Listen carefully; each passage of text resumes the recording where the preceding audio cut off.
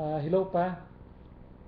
We would like to greet you happy birthday, happy 90th birthday. Sana magharangkaw pa man yung buhay mo para maging ano ka, Guinness Book of Record holder. Kamong daw ha ni Mama. Keep up the sense of humor. Ano daw yan? Secret daw yan ng longevity. Uya parang kami nito sa pangatlong baray na pinag-upahan namo since maglipat kami dito nitong September. Yeah, yan kag sa dili nito dating ka iba ko sa MWSS na nainot sa akong na-hire sa Suncor. So, yun siya buding sa lupang kaiba din namo diyan sa MWSS. Tinabangan ako makaloob dito. Kaya ito, nandito kami ngayon sa Fort McMurray.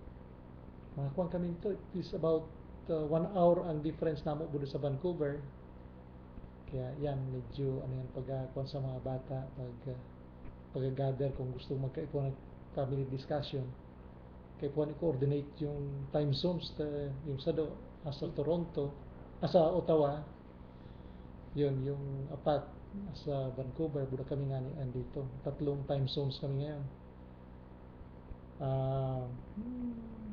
Actually, recently parang kami minabalik si Cora, kami naabot pa sa nakagabi in Vancouver. Ako naman 2 weeks ago nakabalik pala ako dito, nag 2 weeks vacation ako doon sa Vancouver. Nag-graduate si Jenny noong June 11. Yeah. Nag-graduate si Jen, tapos si Jeff trabaho pa rin. Si James nagsugna naman nagsimula. trabaho, pero may 1 semester pa siya sa UBC. Pero, teka, greetings to para sa birthday. Birthday greetings na pala ito, hindi puro kwento tungkol sa amin.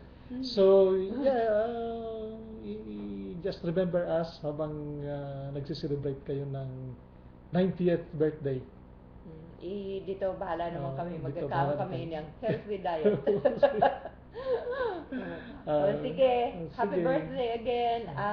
Buda, kumusta sa Gabos? Okay. Bye.